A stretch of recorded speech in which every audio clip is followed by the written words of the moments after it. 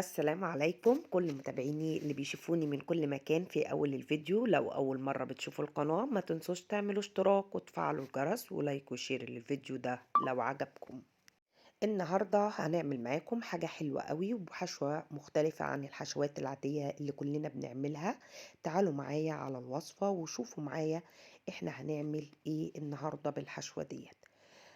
الحشوة بتاعتنا النهاردة عبارة عن سبانخ، وزي ما انتوا عارفين السبانخ موسم الشتاء وموجود جدا، وهنعمله بيه أحلى جلاش وإن شاء الله يعجبكم. أول حاجة أنا حطيت سمنة على في الطاسة، وبعد كده السبانخ طبعا أنا كنت مقطعاها وغسلها كويس قوي وحطيتها مع السمنة وقلبتها، وقطعت فلفل اخضر وحطيته مع السبانخ وبقلبه مع السبانخ قوي عشان لحد ما اللون يبتدي ان هو يتغير. احط اول حاجة رشة من الملح، وكمان هجيب رشة من الفلفل الاسود، وهقلب كويس قوي السبانخ على النار لحد ما تستوي.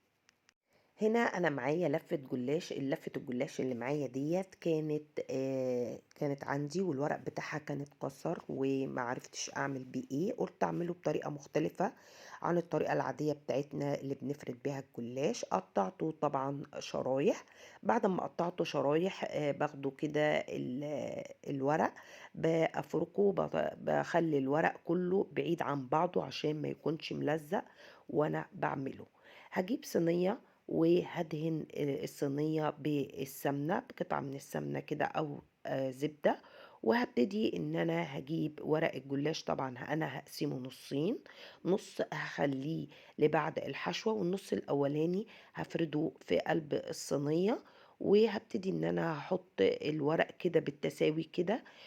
وهجيب الورق كده وافرده في الصينية كده واحدة واحدة كده، وهجيب اي حاجة معلقة بايدك باي حاجة وهضغط على الجلاش عشان الجلاش يبقى ماسك في بعضه كده. وطبعا الحشوة اللي انا حطيتها على النار، بجيب السبانخ اللي انا شوحته على النار، وهجيب قطعة جبنة اسطنبولي وهقطعها على السبانخ، وهبتدي ان انا هقلبه كل الجبنة مع السبانخ كده زي ما هو واضح قدامكم. وهجيب الحشوة ديت وهحطها فوق السبانخ، فوق قصدي الجلاش، وهفرد السبانخ ديت على الجلاش كله كده، وهحط في كل ناحية كده السبانخ. وكده انا فردت السبانخ فوق الجلاش. كده بعد ما السبانخ اتفردت كده هجيب الورق الباقي، هبتدي ان انا احطه فوق السبانخ كده، واحطه واحدة واحدة لحد ما انا خلصت كمية ورق الجلاش، وهساوي الجلاش كده واضغط على الورق. بعد كده هجيب بيضة، وهبتدي ان انا هقلبها شوية كده في الاول، وبعد كده هجيب رشة من الملح واحطها على البيض، وكمان هجيب رشة من الفلفل الأسود، وكمان هجيب معلقة صغيرة من البيكنج باودر، وكمان هجيب ربع كوباية من السمنة السايحة، وهحط كوباية من الحليب السائل، وهقلب ده كله مع بعض، وهصب الحليب على الجلاش زي ما انتوا شايفين قدامكم كده، وهحرك الصينية كده يمين وشمال عشان السائل يدخل في قلب الجلاش.